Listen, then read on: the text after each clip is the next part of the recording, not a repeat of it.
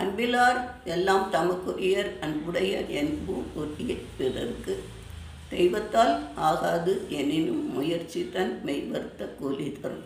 வணக்கம் நேயர்களே. இன்று சப்த சிரஞ்சீவிகள் வரிசையில் 8இல் ஒருவரான விபீஷணன் பற்றி பார்க்க இருக்கிறோம். விபீஷணன் என்றாலே நம்பிக்கைக்கு உரியவர், நீதி, நேர்மை, உண்மை, இதுக்கெல்லாம் அவர் அடிப்படை. அவர் இருக்கிற இடத்துல எப்பொழுதும் நேர்மை இருக்கும்னு சொல்லிக்கிறாங்க. இப்போ இவர் யாருக்கு பிறந்தாருன்னா, விஸ்ரவஸ் முனிவர், ஞானி விஸ்ரவஸ் அவருக்கும் அசுரகுல பெண் கைகேசி அப்படிங்கிறவளுக்கும் மகனாக பிறந்தார். இவருடன் உடன்பிறப்பு ராவணன், சூர்பனகை, கும்பகர்ணன். அவங்களாம் வளர வளர இது அச்சம் பயம்தான் வளர்ந்துச்சான். ஆனால் நம்ம விபீஷணன் வளர வளர நம்பிக்கையும் மகிழ்ச்சியும் சந்தோஷமும் வந்துச்சான், வளர்ந்ததான்.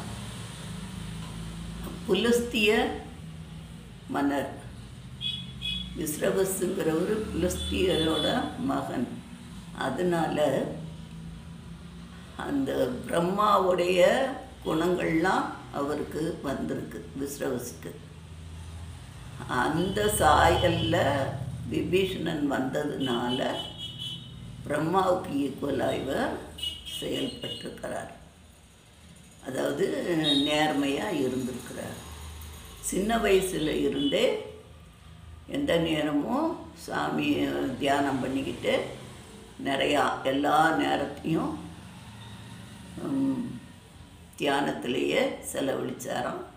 இப்போ பிரம்மா அதில் சந்தோஷப்பட்டு உனக்கு என்ன வரம் வேணும்னு கேட்டதாகவும், எனக்கு என்ன வரும், எந்நேரமும் நான் இறைவனுடைய பாத கமலங்களில் ஒன்றி இருக்கணும் அப்படின்னு கேட்டாராம்.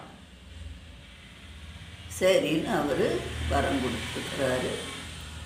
அதே சமயம் இந்த விஸ்ரவஸ் தன்னோட பிள்ளைகளுக்கு சொல்லியிருக்காரு, நீங்கள் தவம் இருந்து நல்ல வரங்களை எல்லாம் வாங்குங்கன்னு சொன்னாராம். அதன் அடிப்படையிலையும் இந்த விபீஷணன் ஒற்றை காலில் 5000 ஆண்டுகள் இருந்து தவம் இருந்திருக்கான். பிரம்மா தோன்றி என்ன வரம் வேணும்னு கேட்டாராம். அவன் கேட்டப்போ தான் அழிவில்லாத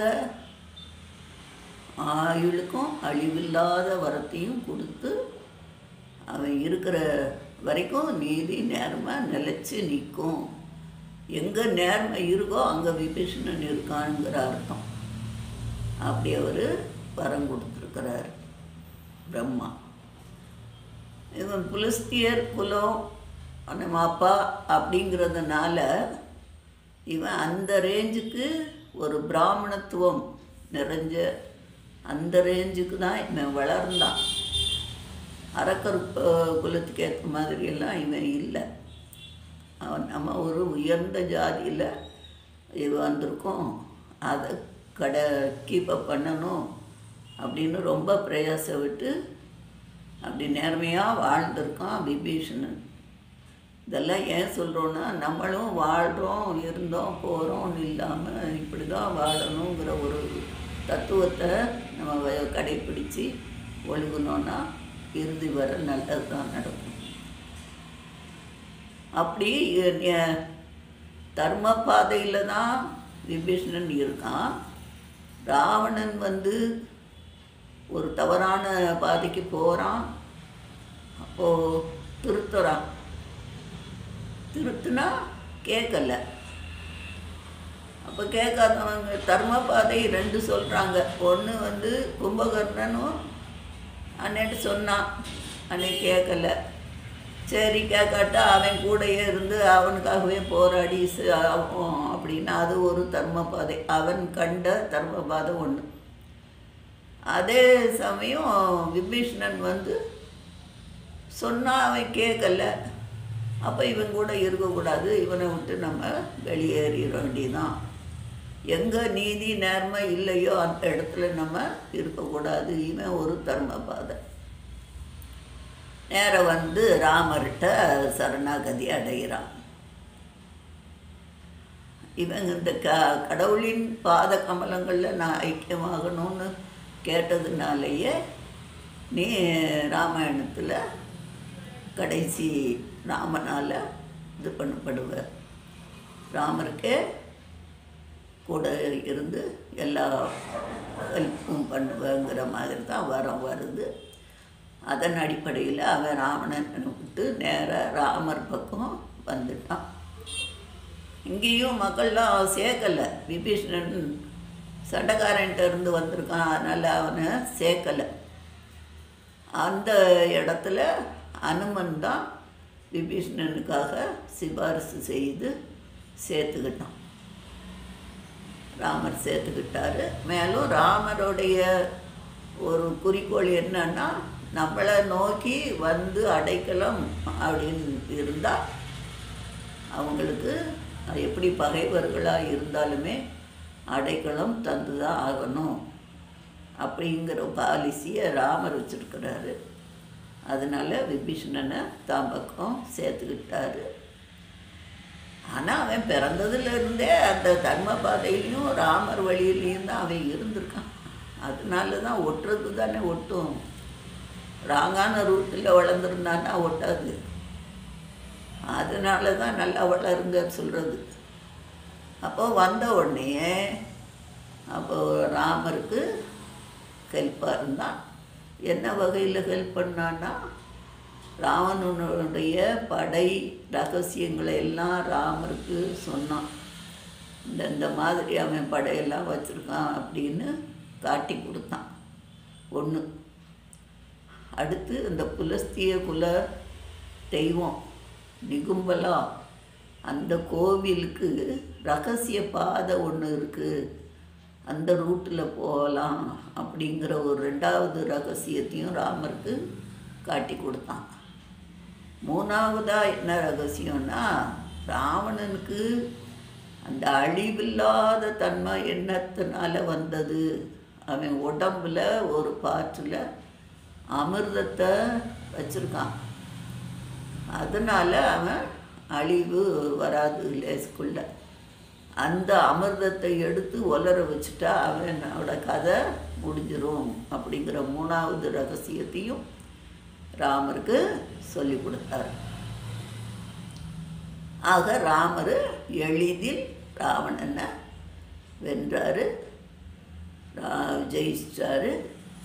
ஜெயிச்ச உடனே அயோத்தி திரும்புறதுக்கு முன்னாடி விபீஷணனுக்கு பட்டம் சூட்டினார். ராமர் ராவணனை வென்ற உடனேயே அயோத்தி திரும்புறதுக்கு முன்னாடி விபீஷணனுக்கு இலங்கை மன்னனா பட்டாபிஷேகம் செய்வித்தார். செய்வித்து இந்த அரங்கன் திருவரங்கம் கோயிலில் கிடைச்ச ஒரு சிலை, அந்த சிலையை விபீஷணன்கிட்ட கொடுத்து அரங்கநாதர் கொடுத்து இதை நித்திய பூஜை செய்து நல்ல முறையில் ஆட்சி செய்ய, உனக்கு அழிவு கிடையாது, ஆயுள் முழுவதும் நல்ல நீதி ஆட்சியை செய்ய அப்படின்னு அனுப்புனார். கையில் அரங்கநாதர் சிலையை கொடுத்து இவரும் கொண்டு போனார். சந்தோஷமாக போனார். போகிற வழியில் காவிரி கரை கொஞ்சம் கால்ட்டு பண்ணணும், இளைப்பாறணும்னு நினச்சாரு.